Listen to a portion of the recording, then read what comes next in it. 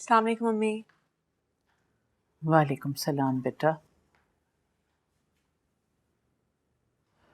देखो बेटा, मियाँ बीवी के दरमियान जो भी अनबन हो उसे अगले दिन का सूरज निकलने से पहले ही ठीक कर लेना चाहिए। आपसे हैदर ने कुछ कहा है क्या? कभी कभी कुछ कहना जरूरी नहीं होता। बगैर नाश्ता किए गया है, मूड भी काफी खराब था। मैं तुमसे वजह नहीं पूछूंगी बेटा। मियाँ बीवी के दरमियान अनबन झगड़ा हो ही जाया करता है, लेकिन उसे कमरे में छोड़कर ही बाहर निकलना चाहिए। तुम्हें बेटी समझा है, इसीलिए बार बार समझा रही कि तुम्हें बहुत फूंक फूंक कर कदम रखना है दिलनशी। क्योंकि जब घर आग लगने के दहाने पर हो तो चिंगारी को पहले से बुझा देना चाहिए। महमिल का वजूद किसी भी ऐसी चिंगारी को हवा देगा कि तुमसे संभालना मुश्किल हो जाएगा। तुम समझ रही हो ना कि मैं क्या कह रही हूँ? बात मेरे समझने और आपके समझाने से बहुत आगे निकल चुकी है अम्मी। महमिल के पास मेरी माज़ी की वो कमज़ोरी है जिससे वो मेरे हाल और मुस्तकबिल दोनों को बर्बाद कर सकती है। दिलनशीन, बेटा सोचो में मत उलझो। उठो, चलो नाश्ता करते हैं।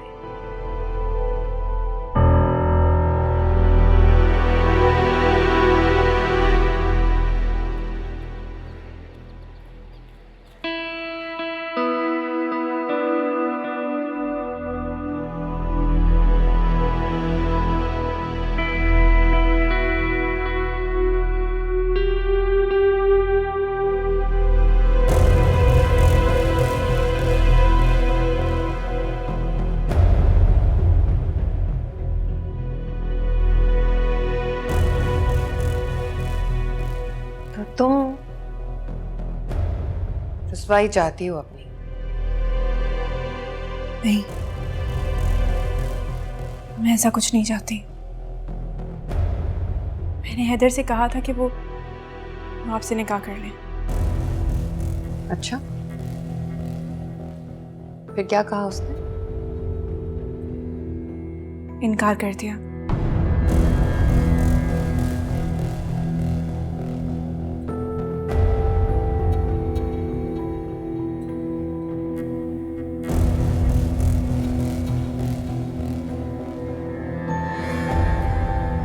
हैदर के साथ तुम्हारे रिश्ते की उम्र मेरे और हैदर के रिलेशनशिप से बहुत कम है।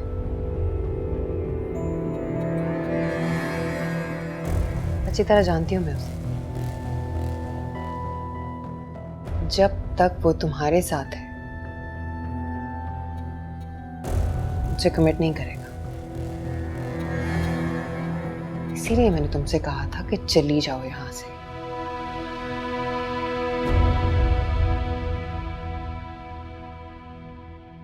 अपनी टूटी हुई शादी और बिखरे हुए दिल को समेटने के लिए उसे मेरी जरूरत पड़ेगी, और मैं बहुत अच्छे से समेट लूंगी उसे। दोबारा कभी ना बिखरने के। ये जिस जगह आप बैठी हैं, ये जगह मेरी है।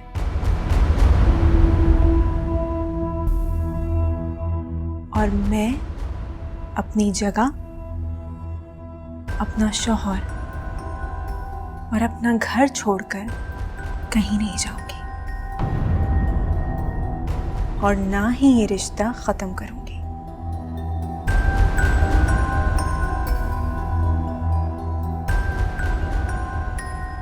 ठीक है, तुम नहीं कर सकती तो मैं कर दूंगी। तुम्हें महमल के डरावों से डरने की जरूरत नहीं, और तुम जरा सी भी कमजोर पड़ी ना दिल तो वो तुम पे हावी हो जाएगी बेटा। पता है, कभी कभी मुझे बहुत हैरत होती है कि आप जैसी इतनी इंटेलिजेंट, इतनी मैच्योर लड़की ऐसी बात कैसे कर सकती है। आपने मेरी और रिदा की सिर्फ बातें सुनी हैं, आपके पास कोई प्रूफ नहीं है। तो ऐसा कैसे हो सकता है कि हैदर और अम्मी इतनी बड़ी बात बगैर किसी प्रूफ के मान लें। मुझे नहीं लगता कि इस सुनी सुनाई बात पर कोई भी बिलीव करेगा, ना हैदर और ना ही अम्मी।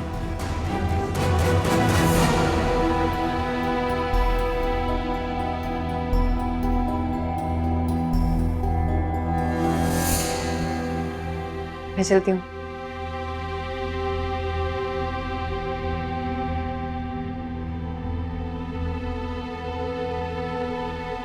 कैसी लग रही हूँ मैं? अच्छी लग रही हो माशाल्लाह। क्या कह रही थी?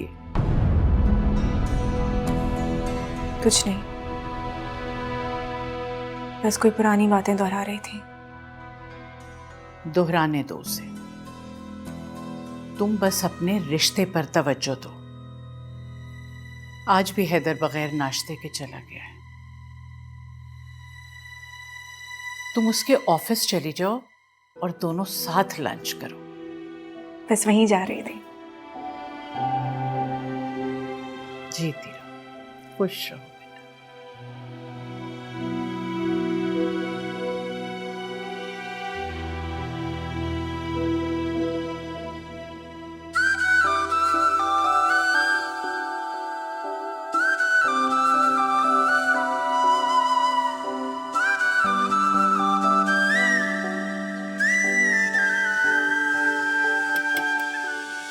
यस, तो can I come in?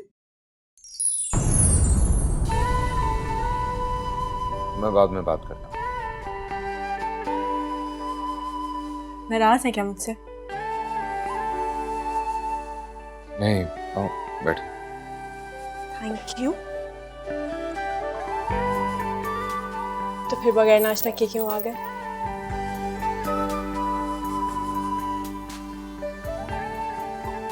Meeting थी।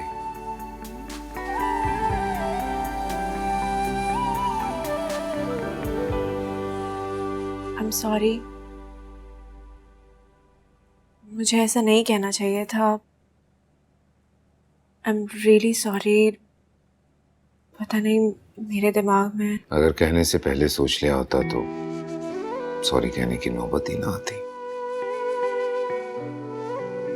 खैर, तुमने जो भी सोचा मेरे बारे में या जो भी कहा, उसमें तुमने मेरा भला सोचा। ये मियां बीवी का ताल्लुक ऐसा ही होता है, दोनों हमेशा एक दूसरे का भला ही चाहते हैं। ऐसे में तुम्हारी अच्छाई समझूं या बढ़ाई, बात तो यही है। इसलिए मैं भी एक बात क्लियर करना चाहता हूं, ये तुम्हारा मेरा जो ताल्लुक है बहुत मायने रखता है मेरे लिए। दिलनशीन, मैं कभी भी नहीं चाहता कि हमारे दरमियान कोई एक जरा सी भी दरार है। मैं समझ सकता हूं इस बात को। तुम्हारे लिए भी ये बहुत मुश्किल है कि मेरे माजी का प्यार तुम्हारी नजरों के सामने है, तुम बर्दाश्त करती हो। हाँ, महमल की जिंदगी में बहुत सारे मसाइल हैं जो मुझे ही हल करने, एक कजन की हैसियत से। ना उसकी हैसियत मेरी जिंदगी में बदलेगी और ना कभी तुम्हारी, क्योंकि जब तुम मेरे साथ सच्ची हो तो कैसे हो सकता है कि मैं तुमसे झूठ बोलूं। ना मुझे झूठ बोलना पसंद है, ना ही सुनना। इसलिए तो तुम पसंद नहीं मुझे। अगर मैं चाहती तो तुम्हारी इज्जत मिट्टी में मिला सकती थी, क्योंकि तुम जैसी लड़की जिसका माजी में कोई अफेयर रहा, हैदर ना तो अपनी जिंदगी में बर्दाश्त कर सकता और ना ही अपने घर में। दिलनशीन, तुमसे शादी करने की बहुत बड़ी वजह ये भी है, मैं तुम्हारी जिंदगी में आने वाला पहला और आखिरी बात। तुम्हारे माजी का अफेयर तुम्हारे हाल को जहन्नुम बना सकता है। दिलनशीन, जी कहाँ खो गई? कुछ नहीं, चले। बैठो। पहली दफा ऑफिस आई हो, सबसे मिलवाऊंगा तुम्हें, ऑफिस दिखाऊंगा, फिर जहां बोलोगी ले चलो। प्रॉमिस।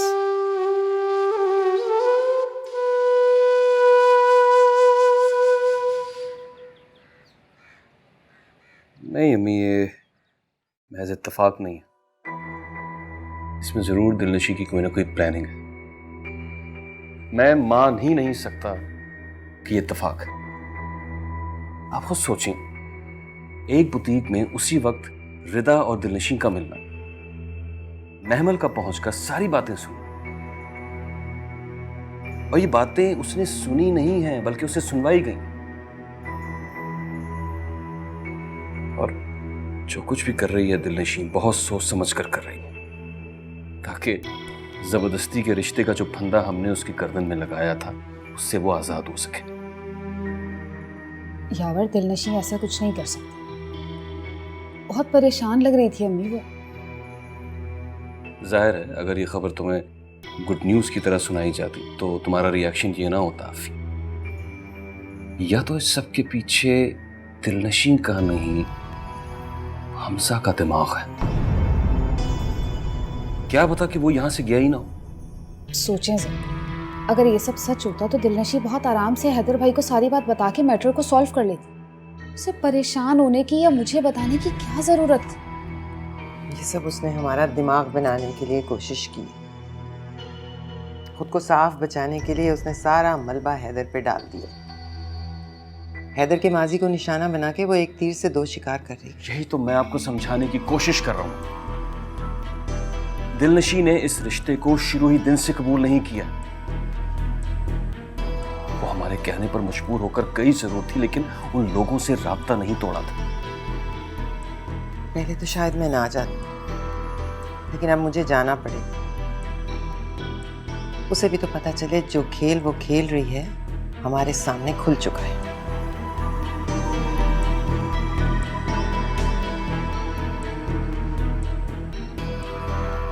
बड़ा डिसअपॉइंट किया है दिलनशी ने।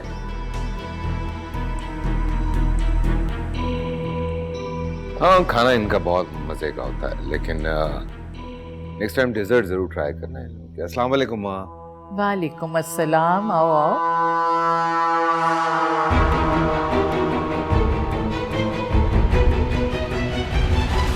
आ गई दिलनशीन। दिलनशीन, सरप्राइज है तुम्हारे लिए।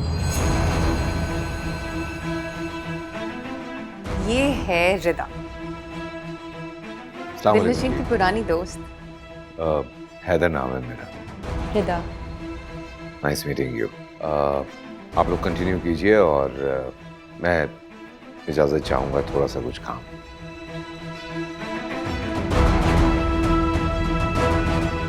क्या हुआ? कुछ नहीं। मुझे अब याद आया कि मैंने तुम्हें कहाँ देखा था। दिलनशीन की रस्म पे आई थी ना अपनी फैमिली के साथ। जी आंटी। तो फिर तो तुम भी फैमिली हुई।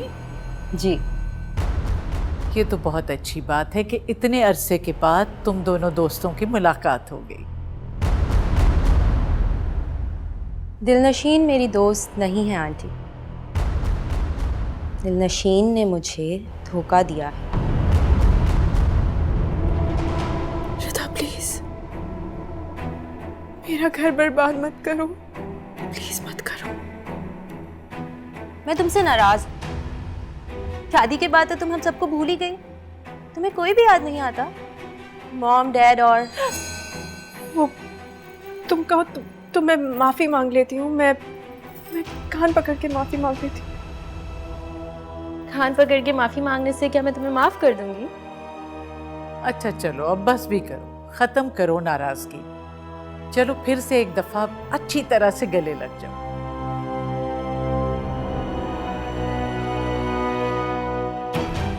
तुम्हें खुश देखकर मुझे बहुत बुरा लग रहा है।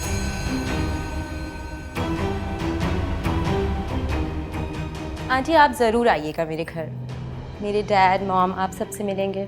जरूर बेटा, बिल्कुल आऊंगी। दिलनशीन तुम्हारी दोस्त है और अब तो रिश्तेदारी भी हो गई। ओके, सी यू इंशाल्लाह। अल्लाह हाफिज। अरे दिलनशीन, बाहर तक सी ऑफ नहीं करोगे अपनी दोस्त को? हाँ जाओ बेटा।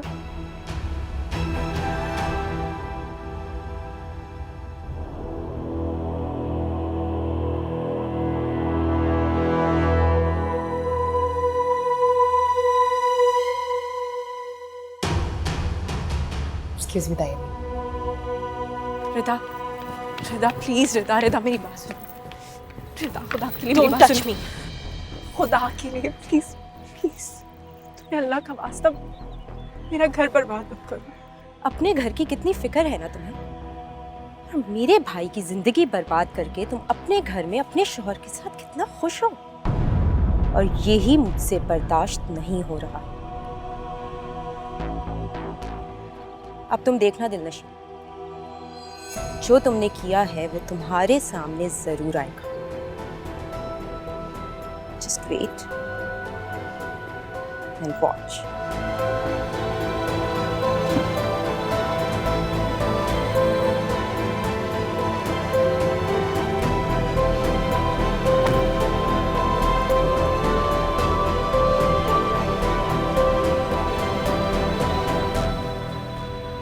चली गई?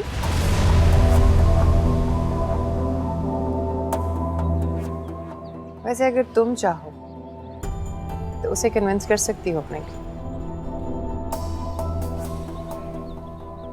रिदा का नंबर है मेरे पास, अगर तुम चाहो तो तुम्हें दे सकती हूँ, क्योंकि यकीनन तुम्हारे पास उसका कांटेक्ट नंबर नहीं होगा। अक्सर लड़कियां शादी के बाद रिश्तों की तरह नंबर भी चेंज कर लेती हैं।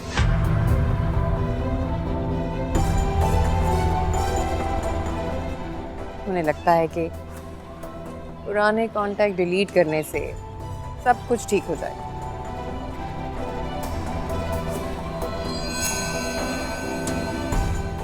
उम्र बहुत कम है तुम्हारी, और तजुर्बा भी, बस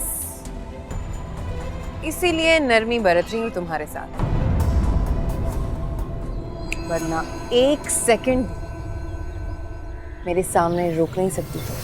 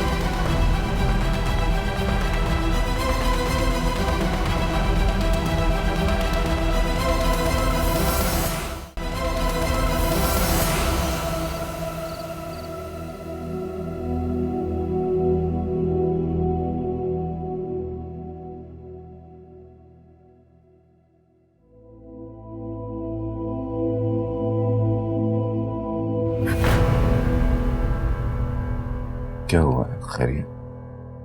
जी क्या हुआ? तुम ठीक हो? जी, I'm fine।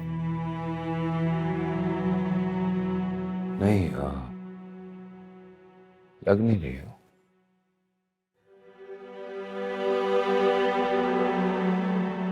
क्या हुआ है?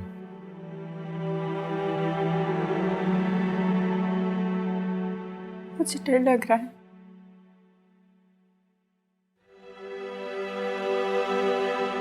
कैसा डर? आपको खो देने का डर। प्लीज दिल नशीनी है, ये डर खौफ अपने दिलो दिमाग से निकाल दो।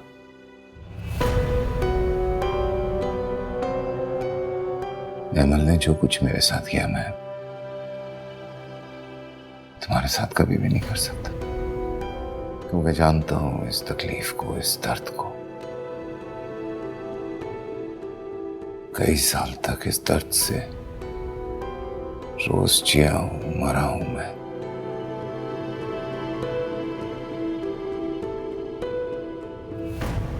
मुझे उसकी नजरों से डर लगता है। मम्मी कहती हैं कि नजरें खा जाती हैं घरों को, खुशियों को। कोई नहीं खा सकता किसी की खुशी, नसीब की बात होती है दिल नशीब। जिसके नसीब में जो जितना लिखा होता है उतना ही मिलता है, ना कम ना ज्यादा।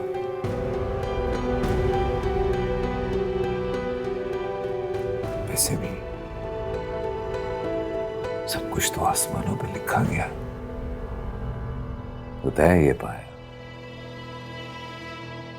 कि मैं इतनी आसानी से तुम्हारी जान नहीं छोड़ूंगा।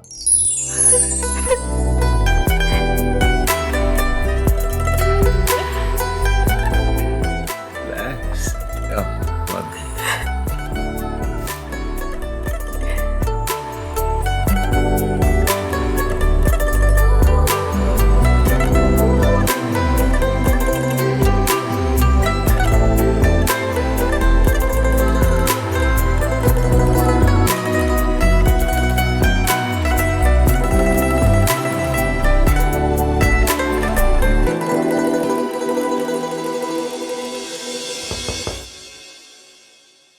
यस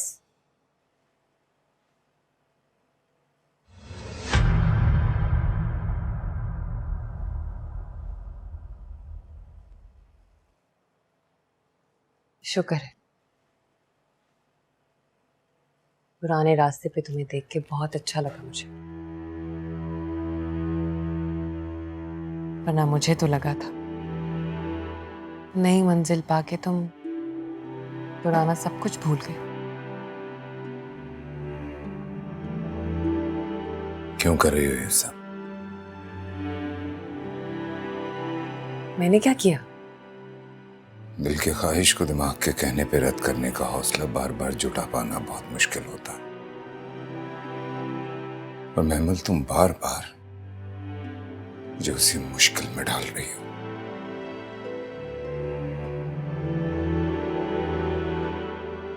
तो निकाल लो ना खुद को इस मुश्किल से। क्यों अजियत में रहो तुम, तकलीफ में रहूं मैं? क्योंकि नसीब में यही लिखा है कि ना तुम मुझे मिलो और ना मैं तुम्हें। महमल, जब जुदाई तकदीर में लिखी हो ना, तो तदबीर भी उसको कारगर नहीं कर सकती। नहीं मानती ऐसी तकदीर को, और ना ही मैं हार मानूंगी। मैंने मान लिया हार अपने नसीब से। तकदीर की लकीरों में उलझकर नहीं सुलझा सकता जिंदगी की उलझी गुत्थी को।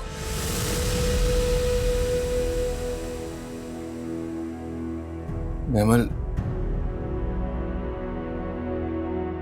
जो जैसे चल रहा था वैसे ही चलने दो, मत पड़ो बीच में। बीच में पढ़ूंगी तभी तो तुम्हें लेके सिरे तक पहुंचूंगी। अब ऐसा मुमकिन नहीं है महमल।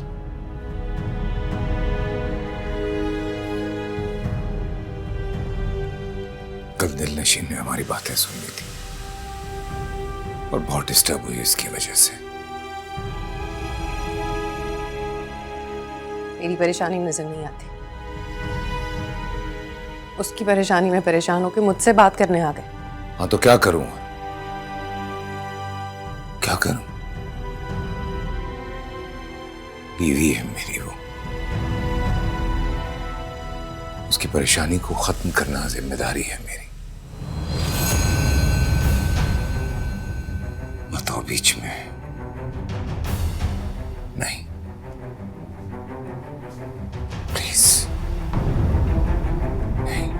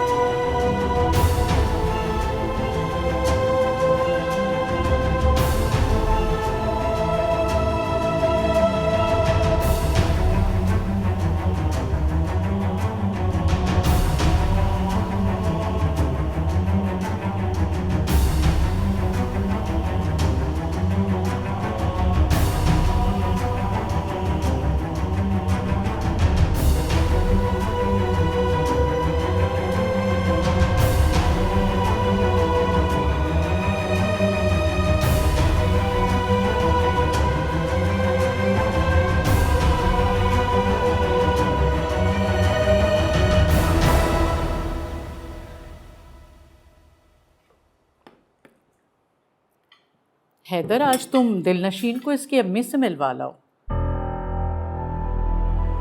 जी छोड़ दो। छोड़ने का लफ्ज नहीं इस्तेमाल करो, मिलवा लाना। तुम भी साथ जाओ। ये जरा बटर पास करना प्लीज। तायमी, रिदा कैसी लगी आपको? अच्छी लड़की है, मगर मुझे लगता है दिलनशीन वो ऐसे नहीं मानेगी।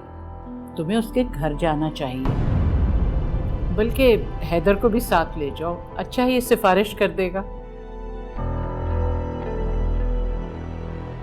मुझे इस मामले से दूर रखें। अच्छा भाई, कोई बात नहीं, मैं चली जाऊंगी इसके साथ। बल्कि ऐसा करना, बताना भी नहीं, बगैर बताए जाएंगे, सरप्राइज। ये बिल्कुल ठीक रहेगा। मैंने नाश्ता कर लिया, मैं तैयार होके आती हूँ।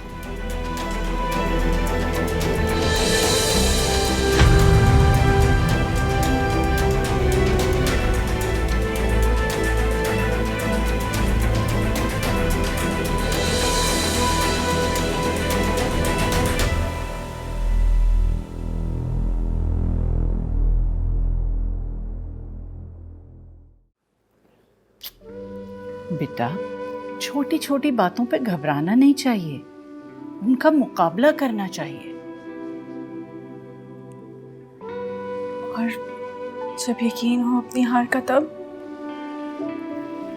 तो फिर अपनी सोच को बदलना चाहिए और ताजा दम होकर फिर लड़ते हैं। अरे दोस्त है तुम्हारी बेटा, मान जाएगी, परेशान क्यों हो रही हो?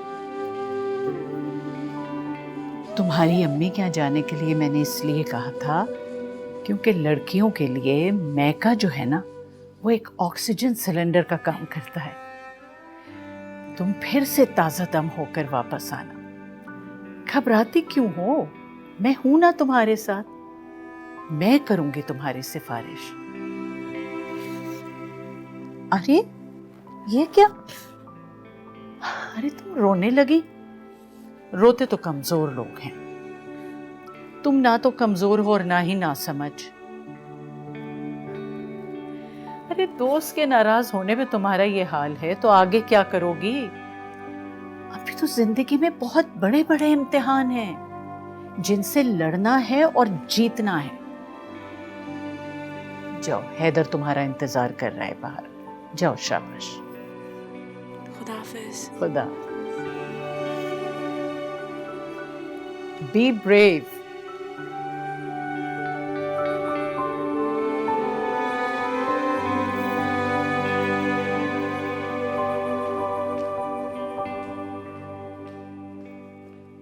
दिलनशीन,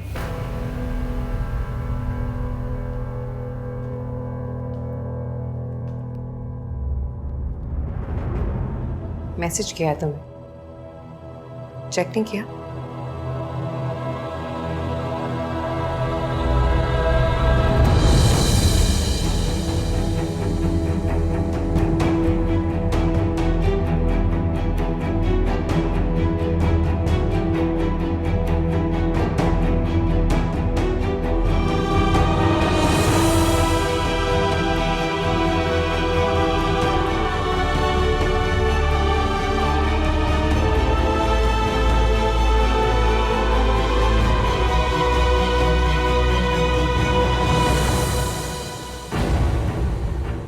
सबूत मांगा था ना तुमने? रिदा को लाके घर बिठा दिया और फिर ये तस्वीर। सोचो ये तस्वीर अभी सिर्फ तुम्हें भेजी है। अगर हैदर को भेज दूं तो? आप ऐसा नहीं कर सकती। कुछ भी कर सकती हूँ। मोहब्बत और जंग में सब जायज होता है। मैं लड़ी, हाँ, लेकिन तुम डिफेंसिव पोजीशन में, इसीलिए कह रही हूं कि चुपचाप कदम पीछे हटा। हो सकता है कोई बचत हो जाए। अब जा रही हो ना अपनी अम्मी के घर, तो वहां आराम से सोचना कि क्या करना है, कि जीत तो मेरी होगी हर हाल में।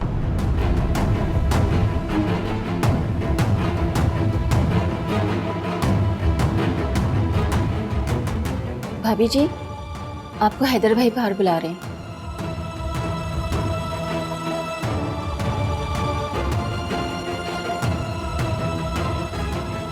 जाओ। और अब जा रही हूं ना, तो कोशिश करना कि वापस लौट के ना आओ, क्योंकि अगर आई तो हैदर के हाथ वापस लौटा दी जाओगी।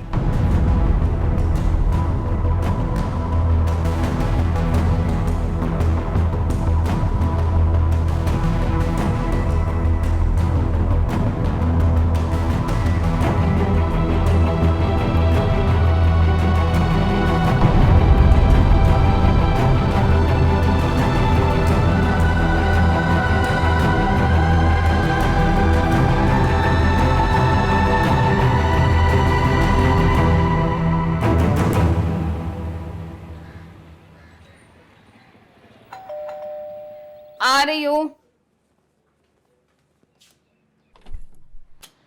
अस्सलाम वालेकुम भाभी। वालेकुम सलाम। अकेली आई हो? हाँ, हैदर छोड़ के गए हैं। बात सुनो, अपने रूम में बैठने के लिए आई हो, हमारे साथ नहीं बैठोगी? भाभी, सर में बहुत दर्द है, थोड़ी देर आराम करना चाहती हूँ। वैसे अम्मी कहाँ हैं? नजर नहीं आ रही। बाहर सौदा लेने गई है। वैसे अम्मी और यावर तुम्हारे घर ही आने वाले थे। क्यों? तुमसे बात कर रहे हैं। किस सिलसिले में? रिदा और महमल के इशू को लेकर। वो इशू ऐसे सॉल्व नहीं होगा। फिर कैसे सॉल्व होगा दिन? पता नहीं। सॉल्व होगा भी या नहीं? ये भी नहीं पता। भाभी, मैं अपने कमरे में जा रही हूँ।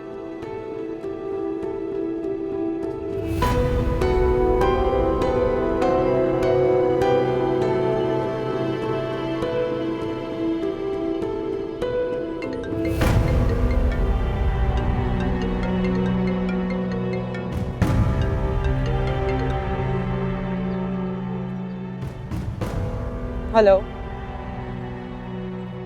अंदाज़ा था मुझे कि तुम मुझे ज़रूर कॉल करोगी।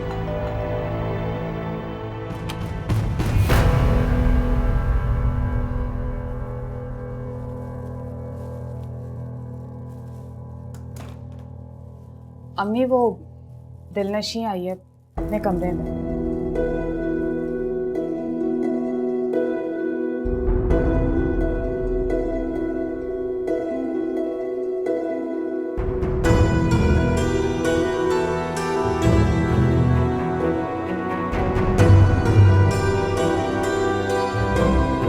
रिदा, तुम जो भी सब कुछ कर रही हो वो बहुत गलत है। तुमने जो मेरे साथ किया है, मैं ठीक वही तुम्हें वापस लौटा रही हूँ। रिदा, तुम मेरा यकीन करो, मैंने हमजा को धोखा नहीं दिया। झूठ मत बोलो। तुमने इस्तेमाल किया है हम दोनों का। पहले मुझे इस्तेमाल किया, अपने सारे शौक पूरे किए और फिर मेरे भाई के पीछे लगी, उसको अपनी राह पे लगा दिया और फिर अपनी मंजिल कोई और बना ली। तुम्हें अंदाजा भी है दिलनशीन कि मेरे भाई का क्या हाल है? क्या गुजरती है हम पे ये सोच सोच के कि वो तुम्हारी वजह से ड्रग्स करने लगा है। क्या पता, अल्लाह ना करे अगर उसकी जान चली जाए ड्रग्स ओवरडोज की वजह से, तो फिर कौन जिम्मेदार हो? तुम्हें कैसे समझाऊं कि इस शादी में ना मेरी मर्जी शामिल थी और ना ही खुशी। मैं तो आखिरी वक्त तक यावर भाई को मिन्नतें करती रही कि मेरी ये शादी ना करे, मगर उन्होंने मेरी एक ना सुनी। मुझे खुद बता कि मैं ठीक है, यावर का शक सही निकला। अम्मी आप गलत समझ रही हैं। गलत तो मैं उस वक्त समझ रही थी जब मेरा ख्याल था कि मेरी बेटी एक शरीफ लड़की है, जिस खूंटे से मैं बांधूंगी उसी से बंधी रहेगी सारी उम्र। ये मालूम नहीं था कि उसी खूंटे को उखाड़ कर फेंकने वाली है। एक लड़के के 4 दिन के प्यार में उसकी अपनी माँ के सर में खाक डाल रही है, अपने शौहर की इज्जत रोल रही है। अम्मी आप मेरी बात सुने, महमिल मेरे पीछे। चुप! किसी बात का यकीन नहीं है मुझे। अब आगे एक लफ्ज़ मत बोलना।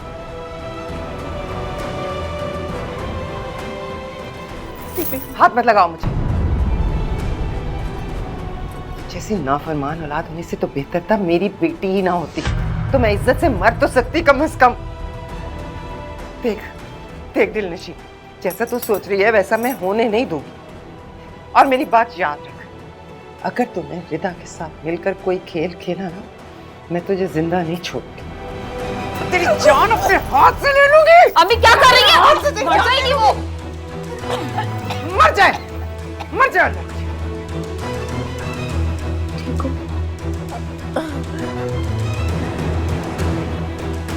दिलनशी, बेहतर होगा कि यावर के आने से पहले तुम यहाँ से चली जाओ।